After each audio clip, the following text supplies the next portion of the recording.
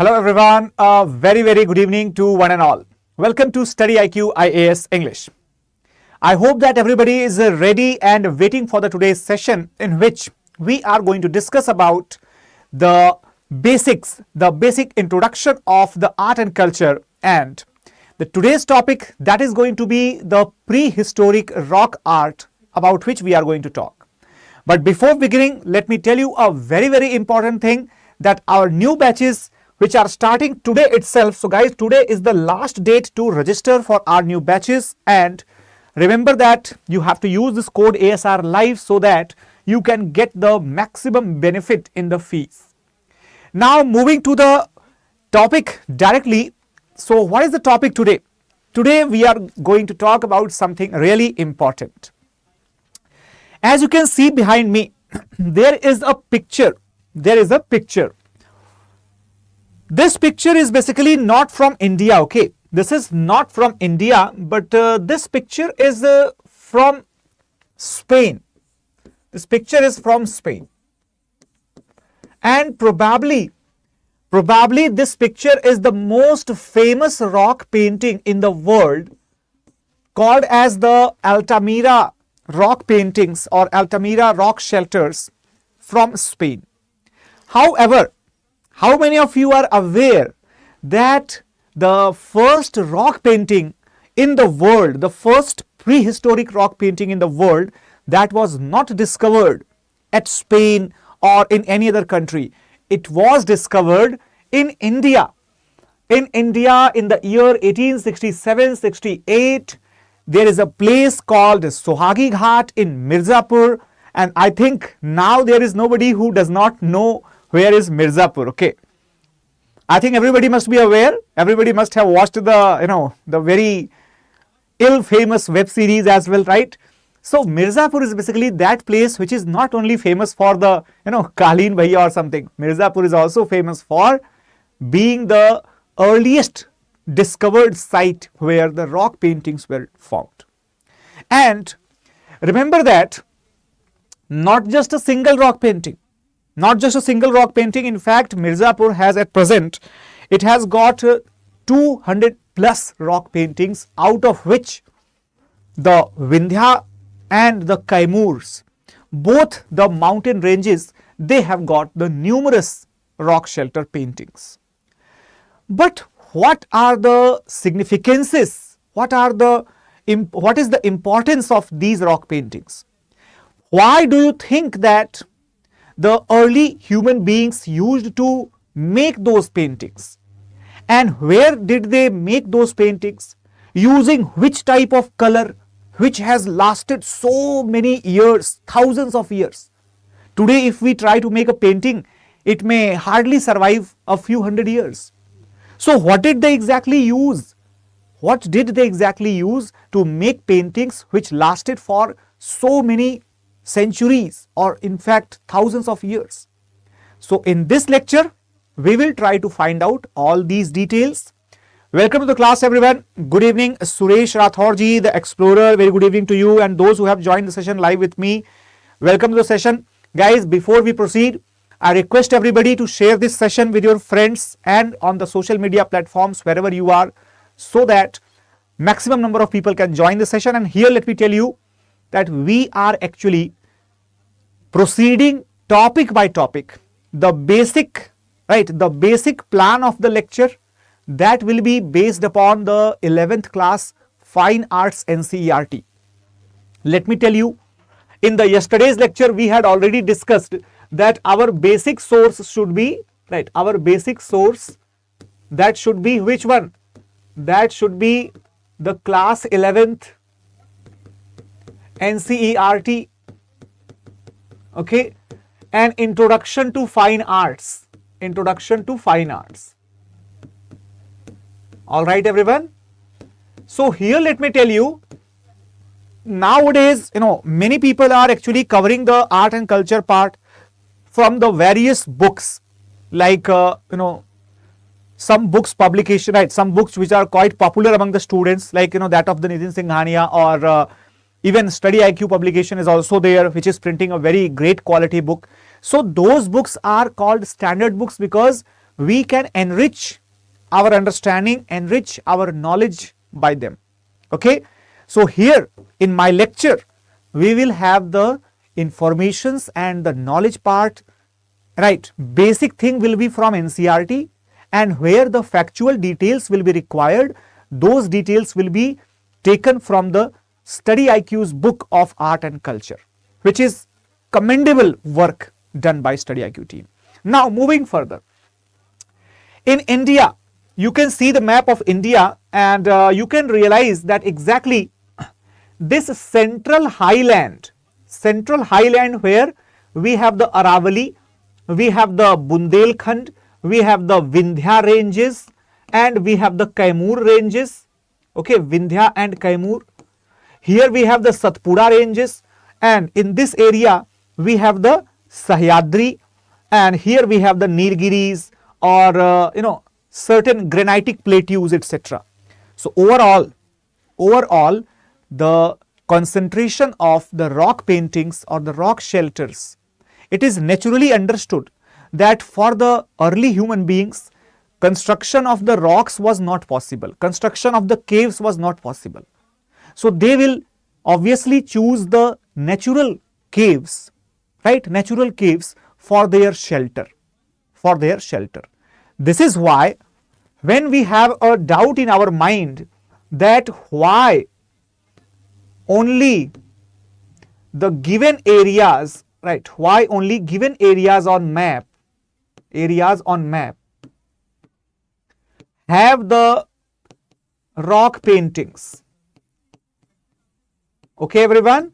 So this is the first question that person gets into his or her mind.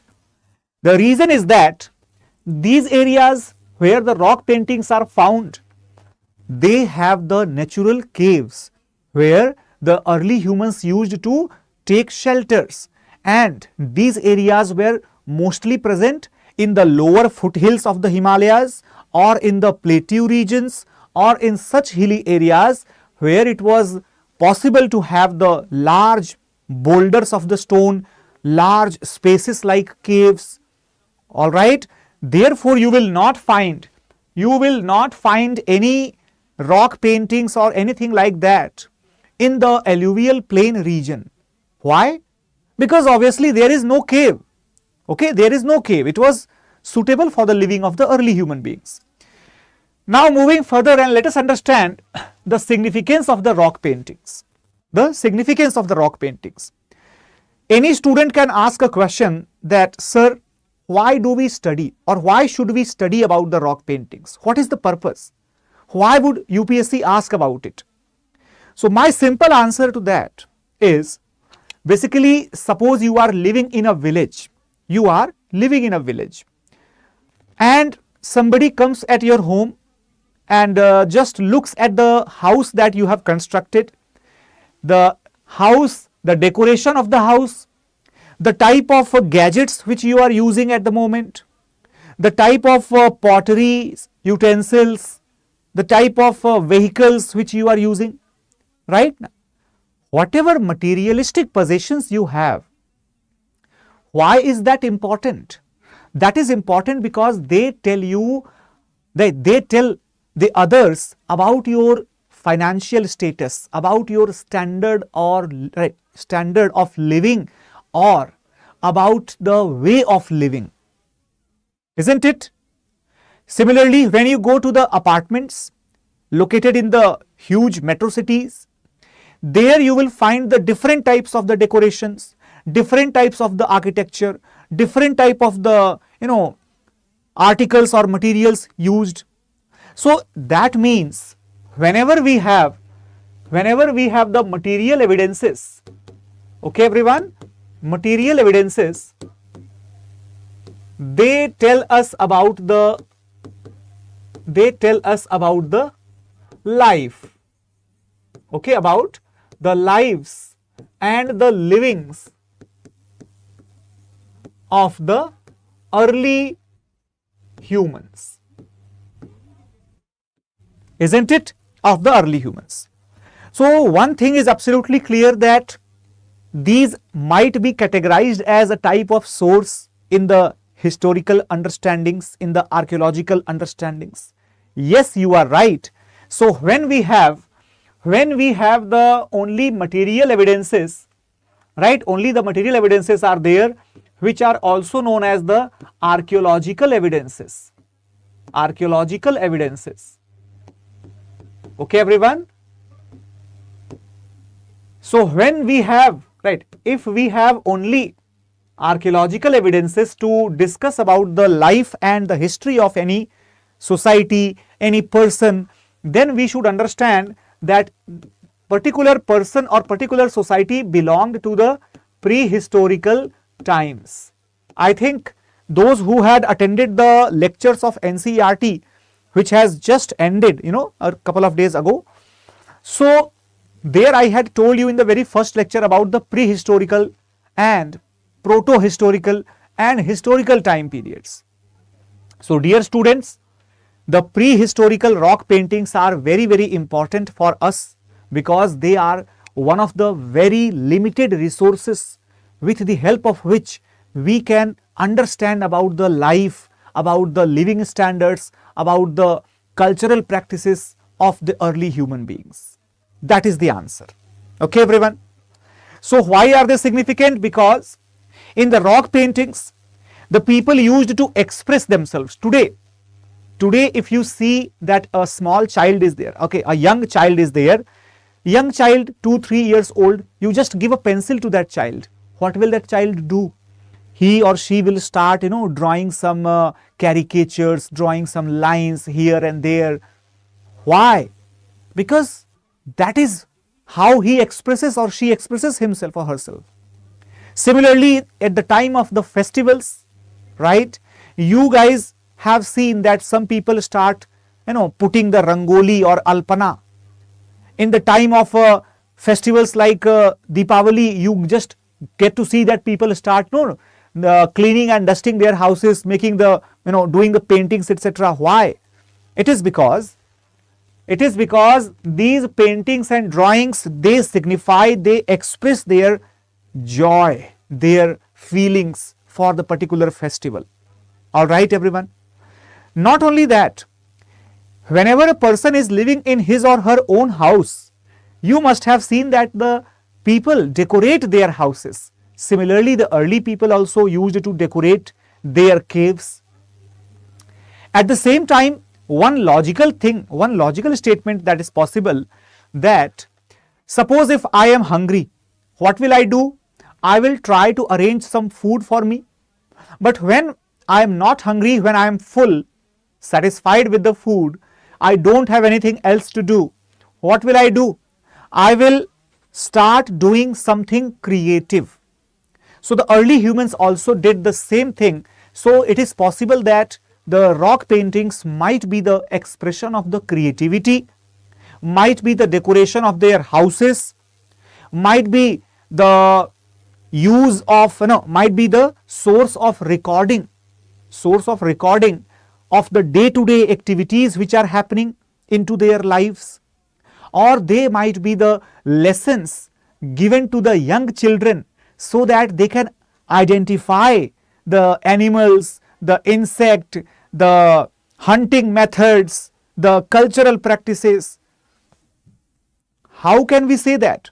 It is because in the paintings of the early historic period or prehistoric period, you can find such paintings where the group dance is shown, where the hunting scenes are shown, where the different animals, even the small animals like lizards, right, other insects, they are also created. Okay, so we can say that this might serve as the multiple sources or multiple utilities for the early human beings. All right, everyone. Now moving further, if we observe the designs, right, and the content, so their content and their design, that was quite variable, quite diverse. India has thousands of such examples where the rock paintings were, they were drawn. But the most important thing is that those rock paintings, they have some common features across the region, even if it is in Himalaya or it is in Sahyadri or it is in Nilgiri, the features are quite evidently common, which means that we can categorize these rock paintings on the basis of several features into the different groups. Overall, if we try to categorize, let me tell you, naturally we have the Paleolithic paintings, we have the Mesolithic paintings, we have the Neo and Chalcolithic paintings. These are the three major categories of the prehistoric paintings. After that, we can see the historical paintings, of course. However, when we talk about the paintings in the Paleolithic period, let me tell you a very important thing, that the earliest paintings belonged to the Upper Paleolithic period. Okay. There are some places in Indonesia, in Spain, Mexico, Bolivia. These places contain some of the oldest rock paintings in the world, and they are probably 60 to 40,000 years old. So 40,000 to 60,000 years old rock paintings. It is possible. In India, however, we don't have the rock paintings which are older than 10 to 12,000 years. Right, everyone? Remember that if we talk about the oldness or the antiquity of the rock paintings, in Bhimbetka we have such examples. However, India does not have only Bhimbetka, but India has several places, several sites which are famous for the rock paintings. Some of the most important sites which I have listed behind me. The first and the most important, which is on the first one, that is the Kaimur.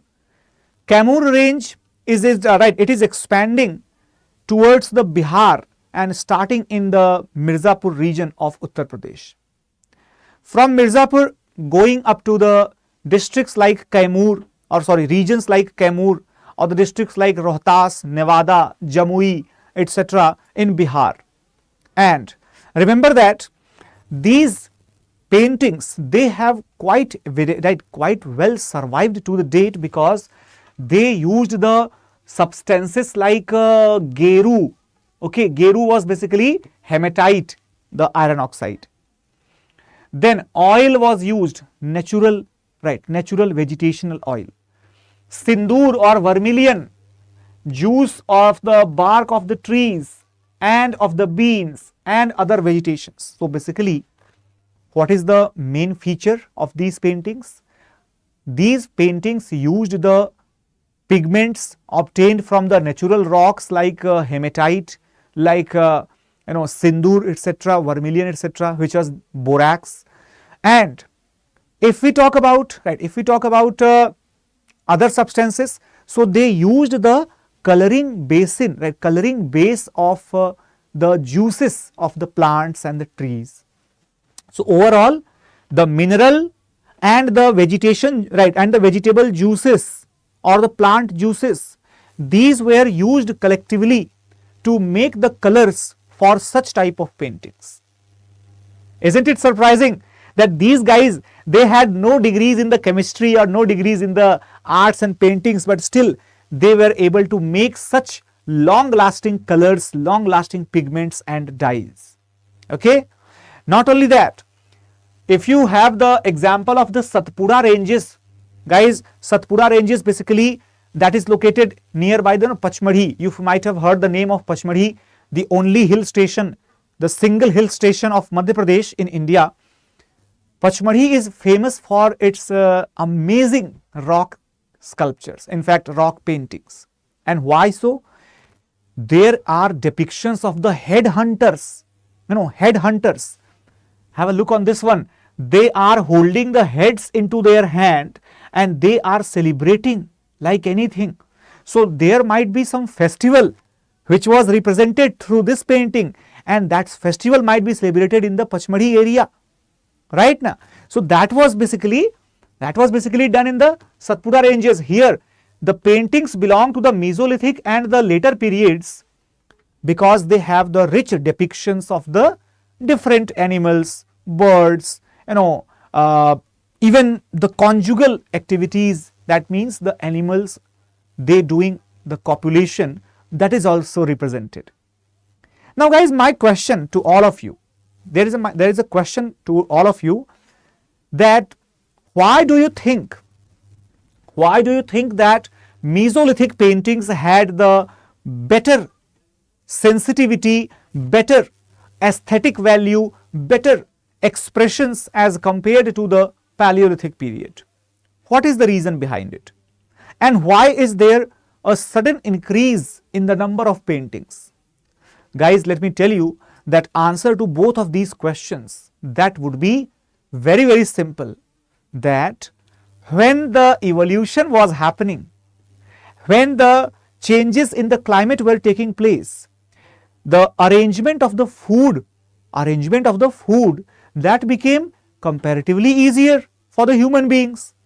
So when the food was easily available, that means the people had more time. When the people had more time, they would be definitely devoting their time for the paintings and other recreational activities. Okay, everyone?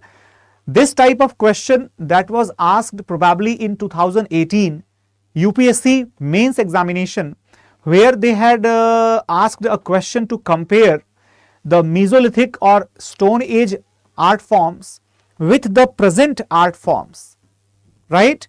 So one of the points of comparison, that would be this one as well. Now, apart from that, in the Vindhya ranges, they probably have the most famous rock painting site, that is Bhimbetka. And remember that Bhimbetka, that is basically discovered by an archaeologist, V.S. Vakankar. However, since his discovery or his invention of the place, there are thousands and thousands other important rock paintings or rock shelters which have been discovered in that particular region. However, only a few rock paintings are still intact, still visible clearly. Got it, everybody? So let me tell you that the various places like hunting, dancing, music, horses, elephant riders, animal fighting, all these things are represented at the Bhimbetka. But how many of you are having the question in the mind when you heard horses? We must have studied in the history that Indian people, even in the Harappan civilization, they were not aware or not able to know the use of the horses. But here we are seeing that the paintings are made, the horse paintings are found at Bhimbetka. What does that signify? I told you that these rock paintings were actually created, they were drawn over a long period of time. For example, in the Bhimbetka caves, the drawings and the paintings can be categorized into the seven different historical period. Okay, 7 different historical categories. However, the first three categories, only they contain the paintings from the Upper Paleolithic, from the Mesolithic period, and from the Chalcolithic period. Alright, everyone. So naturally, if we see that only the three groups at the Bhimbetka rock paintings, they belong to the they belong to the Stone Age. Apart from that, no other groups of paintings belong to the Stone Age. Okay, that is why the paintings which were drawn later on, those paintings, they had the images of the horses, images of the battles, images of the soldiers, etc., etc. But apart from the places in the Deccan, apart from the places in the central India, we also have certain examples in the Himalayan region. Now guys, in the Himalayan region, particularly in the Kumaon zone, right, in the Kumaon range, we have a place called as a Lakhudiyar, called as Lakhudiyar. This Lakhudiyar is basically, it is basically near Almora, and here we have small, right, small caves containing numerous images, and Lakhudiyar basically means 1 lakh caves. Practically there are not 1 lakh caves to be exact, but definitely there are huge number of caves, and let me tell you, this has to be amongst the largest cave complexes representing the ancient or the early historic paintings. Alright, here there are 3 different groups. The first group has the paintings representing the human beings, second group has the paintings showing the animals, and the third group has the paintings showing the geometrical patterns. That means by this time period, probably the early human beings, they were now enjoying, they were now doing the various activities for the fun. That is why they were creating so many different types of the paintings. Alright everyone, remember that. Now moving further, the features of the Lakhudiyar paintings in the Kumaon range, that is very different.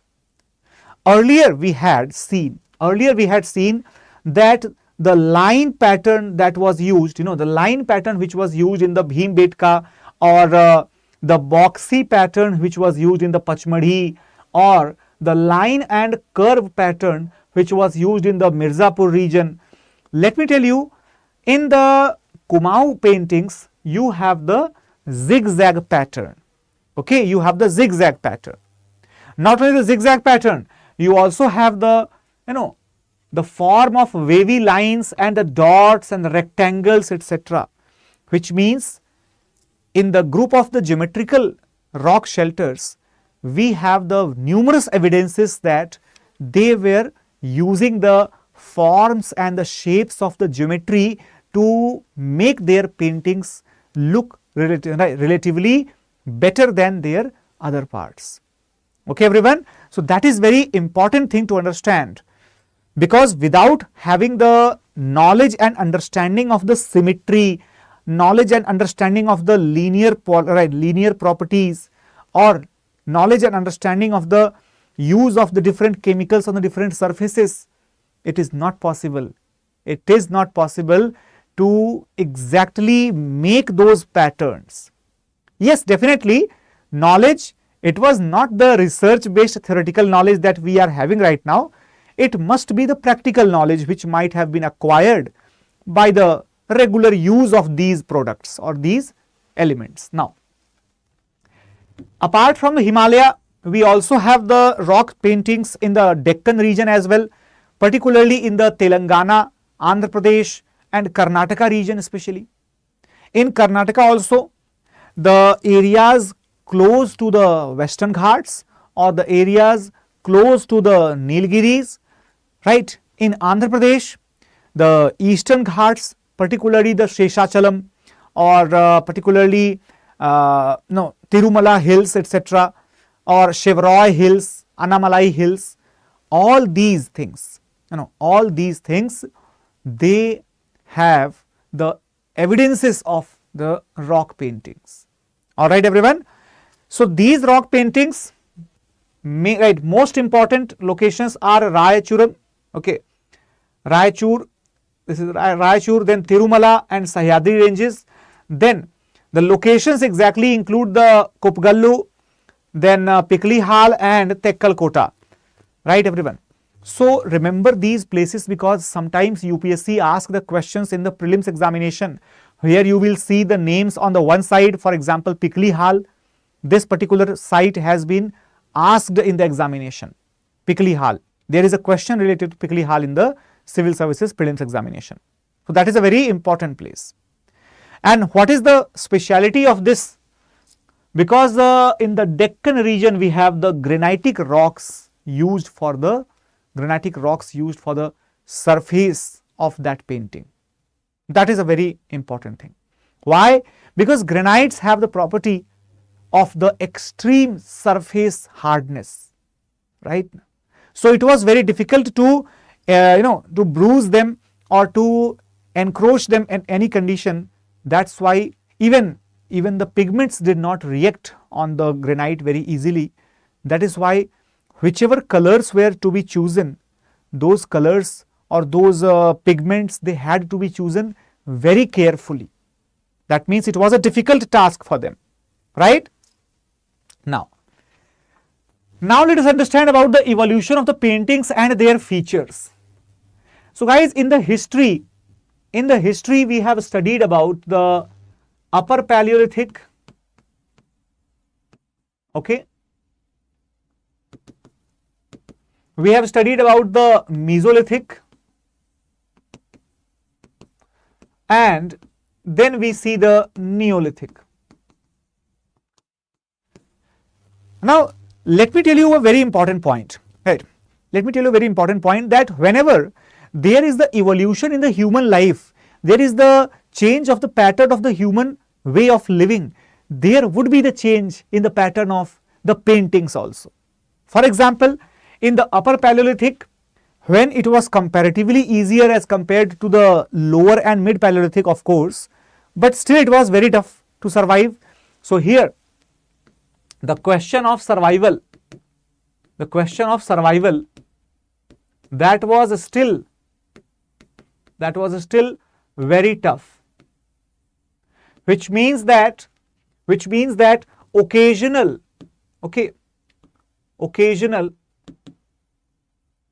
paintings,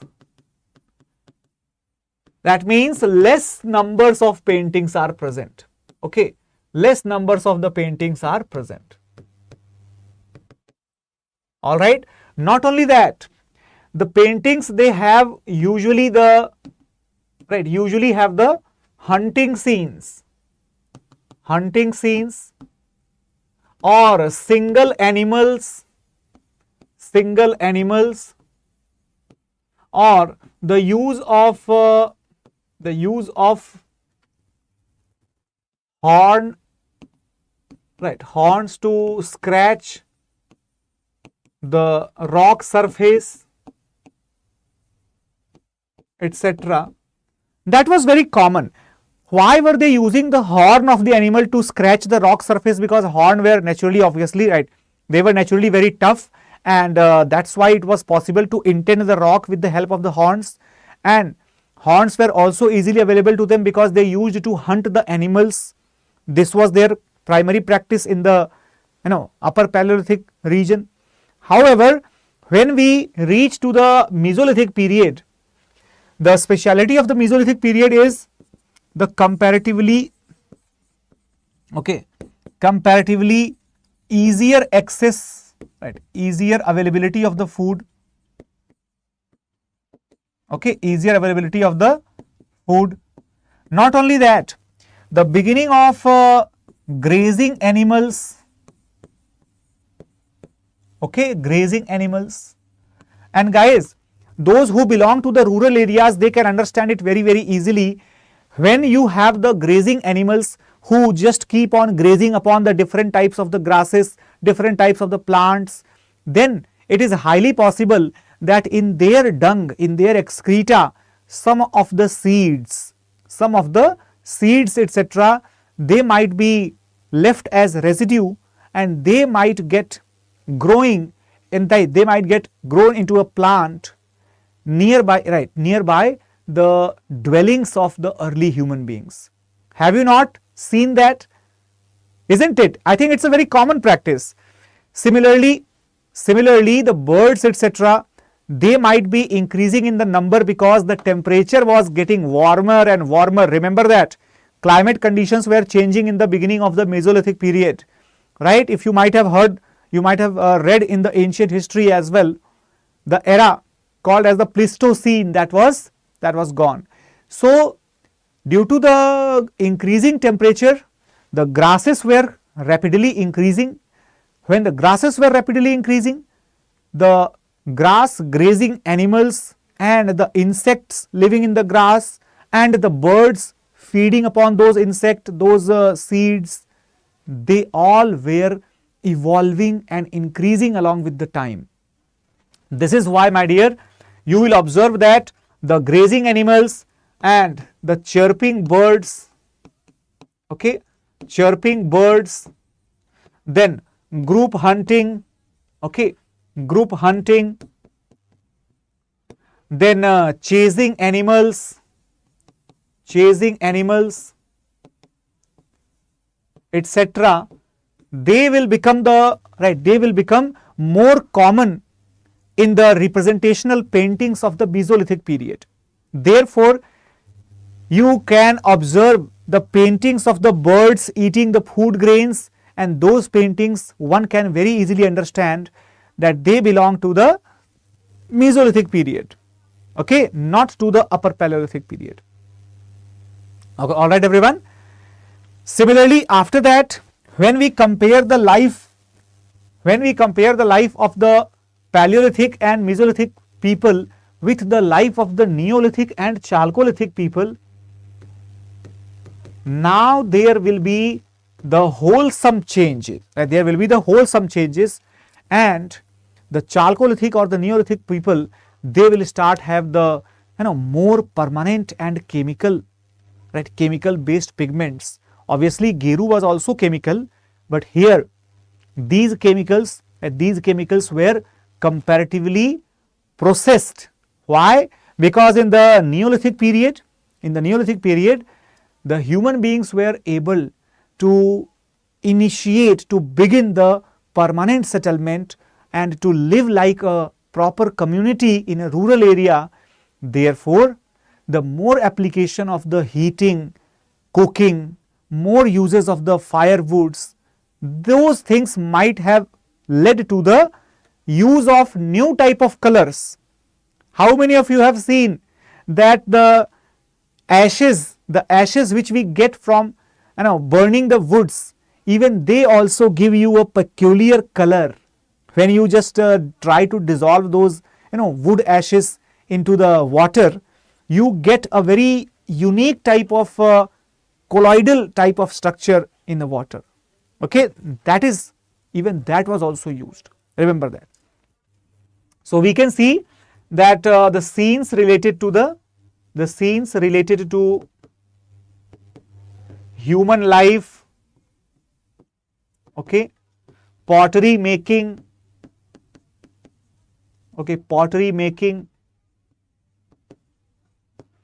then cart, wheels, etc. Even these things are also represented in the Neolithic period. So we can say, now this can be the answer, or this can be the foundation of the answer to mains question which was asked in that particular year in 2018. Probably I told you that how can you correlate the paintings which we have obtained from that particular era with the paintings which we have obtained in this time period, today's time period. So here you can understand very well that even in those times as well, the paintings used to represent the contemporary socio-economic and cultural realities of the society. Even today also they are doing the same thing, right everyone? So here, for example, you can see the hunting scene. Now, can you see the hunting scene? Can you tell me that these scenes, they are essentially the examples of the Mesolithic paintings. Why? Because they are having the group paintings, and they are riding the animals. Looks like a donkey or the ass, right? So they might be riding such type of animals. However, the historians and archaeologists, they have also laid the claims that these might be the horses, and the people of India were already aware of the horses. But their representation, it makes them to look more like the donkeys. However, the NCERT, it tells us that Mesolithic paintings, they had no idea about the horses, okay, and that is why they were doing the hunting probably by sitting on the back of some other animal, horse-like animal, not on the exact horse, okay. Now, then you have this dancing scene. As I told you, here you can see the human beings, right? The human beings are represented like that. Look at this one, okay, they are represented like that. Okay. They are represented like that. Okay.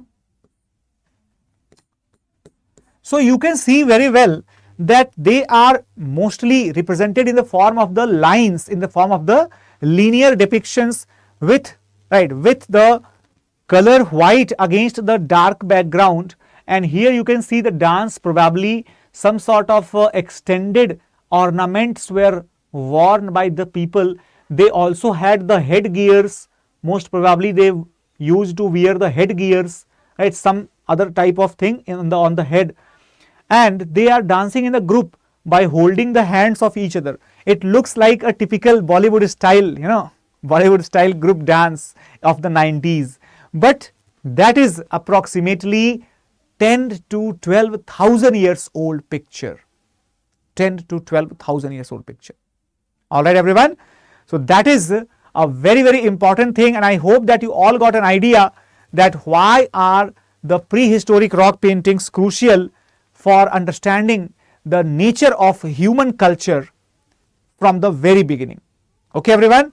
And before ending, let me tell you that in case if you want to join the Prelims to Interview program, which is a flagship program for making the aspirants of 2024 civil services a success in their attempt, then you can consider our P2I batches, which are available in the English and Hindi.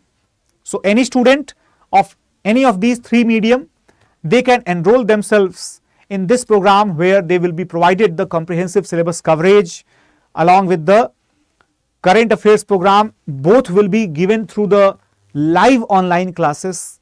Okay, and not only that, the handwritten notes, the one-to-one mentorship, and even you can say the dedicated books will be there, provided by the StudyIQ publication. And apart from that, if you are able to clear the prelims examination, you will be called at StudyIQ campus in Delhi NCR. Your entire stay in Delhi NCR will be funded by StudyIQ. Your additional preparation cost will be funded here, and not just that, your food, shelter, everything will be taken care by us. Why? Only in that amount which you will be paying when you are joining today, that is rupees 29,999. Only that much. So I don't think that there might be any better offering than this particular price and the features that which you are getting right now. So guys, do not forget to use the code ASR Live so that you can join these batches timely, because now when you are again delaying the joining of the new batches or delaying the beginning of your streamlined preparation, your well organized preparation, then you are actually getting distant from your dreams. So do not do that mistake. Join us today. Thank you so much for watching it. Do not forget to share this class with your friends, and in case you want the content of this class, then you can join my Telegram channel through the link given here or through the QR code which is written here, or even this is also the Telegram channel address which you can simply search in the Telegram and join it. It is a newly made Telegram channel, I am telling you, so I will be available to guide you there as well in case you are needing it. So thank you so much for watching it, guys. Take care, bye bye, and Jai Hind. Thank you.